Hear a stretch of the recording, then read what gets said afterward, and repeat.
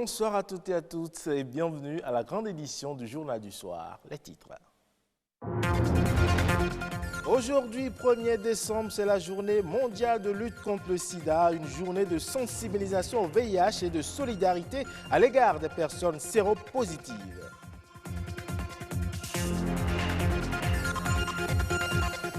Zoom sur le métier d'horloger, une profession visiblement en voie de disparition avec l'apparition des téléphones portables et autres gadgets électroniques. Qu'en est-il réellement? On en parle.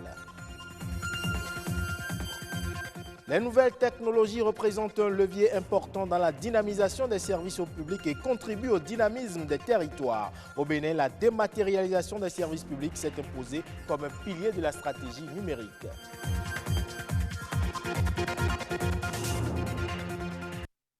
Bienvenue si vous nous rejoignez. On célèbre aujourd'hui 1er décembre la journée mondiale de lutte contre le sida. Et selon l'ONU-SIDA, on dénombre 32 millions de morts depuis le début de cette pandémie, ce qui en fait l'une des plus destructrices de l'humanité.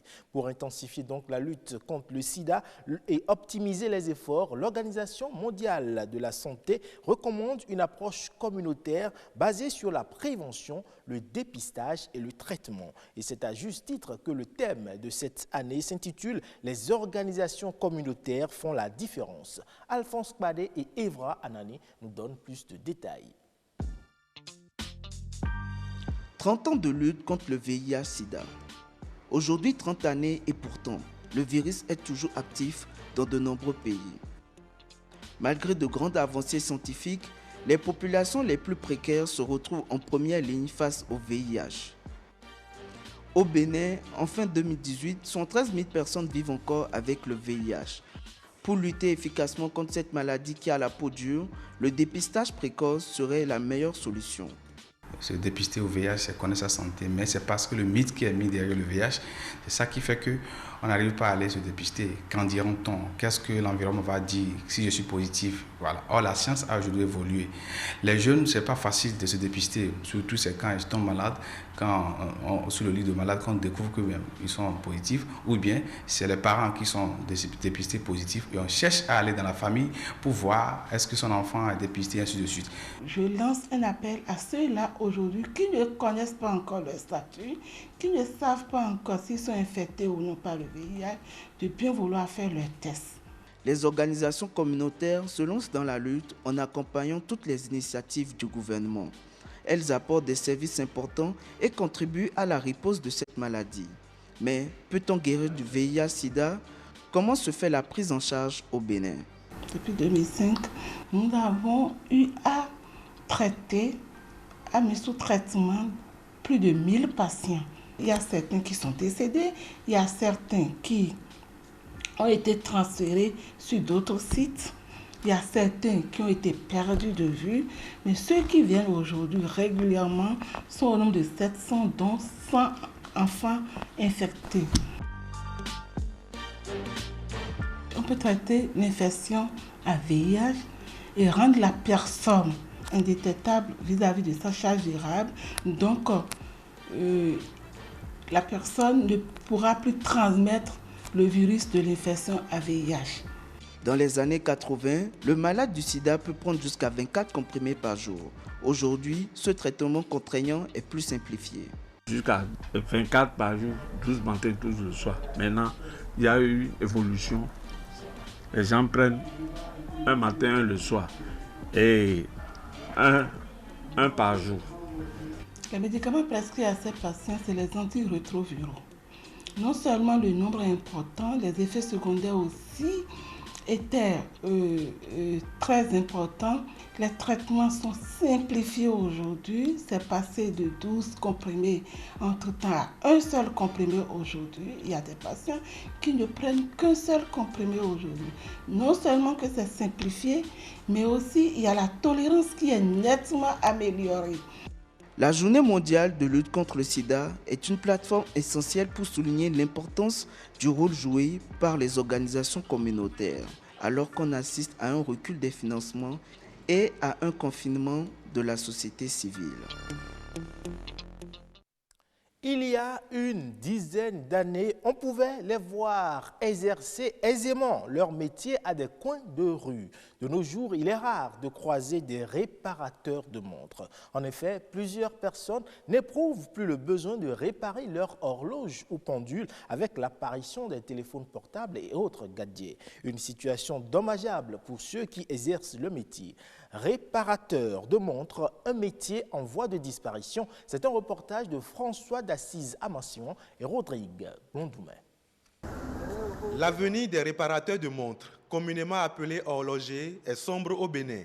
Avec le développement des technologies de l'information et de la communication, certains métiers, jadis très en vogue dans nos sociétés, sont en voie de disparition.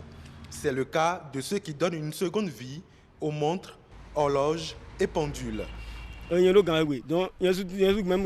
une montre à la maison, mais je ne l'ai pas fait réparer à cause des dépenses.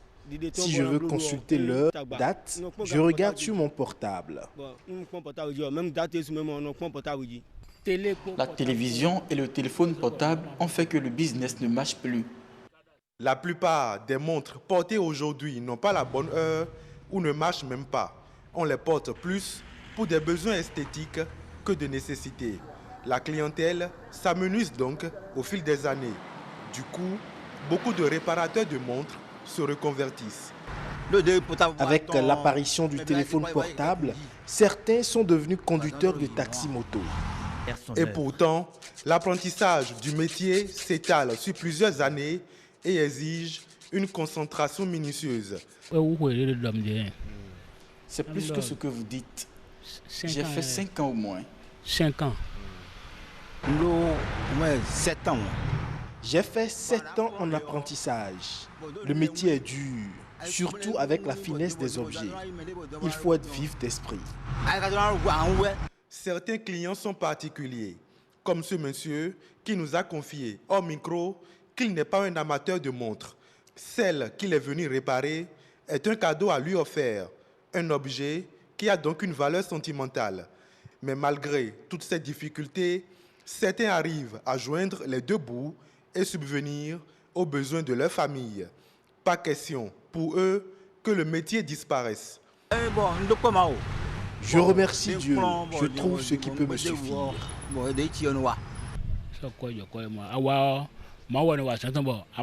C'est Dieu qui fait son œuvre. Tu trouves le peu qu'il te faut pour nourrir ta famille et payer tes factures. J'ai appris ce métier de mon père, déjà décédé. Ce métier ne peut pas disparaître. J'ai initié mon fils, c'est mon apprenti. Valentin ne se décourage donc pas. Son fils, espère-t-il, assurera la relève. On espère. On parle à présent de la diversité culturelle qui est une multiplicité de langues, de religions et de modes de vie dans une communauté. Elle est importante pour la cohésion sociale et constitue un outil indispensable pour le dialogue et le développement. Félix Badagon, socio-anthropologue, nous donne plus de détails. Il faut voir à travers la diversité culturelle la notion de culture. La notion de culture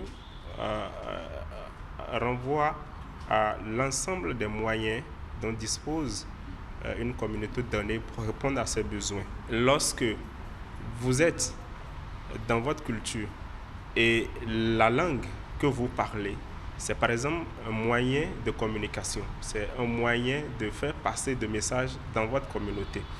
La culture ne renvoie pas qu'à la langue. La culture, c'est aussi la religion. La culture, c'est également les arts. Et de ce point de vue, on peut passer par exemple par la langue pour régler un différend qui naît au sein des membres d'une communauté. On peut passer par peut-être les arts pour régler peut-être les différends qui sont nés au sein d'une communauté. On peut passer également par la religion pour régler effectivement également un différend qui naît, un conflit qui naît au sein d'une communauté. Elle est un outil de développement en ce sens aussi que quand vous prenez les différentes cultures que nous avons au Bénin par exemple, nous pouvons à travers ces cultures-là produire de belles œuvres afin de pouvoir vendre ces œuvres-là à ceux-là qui ne sont pas de notre pays à ceux-là qui veulent voir quelque chose de nouveau.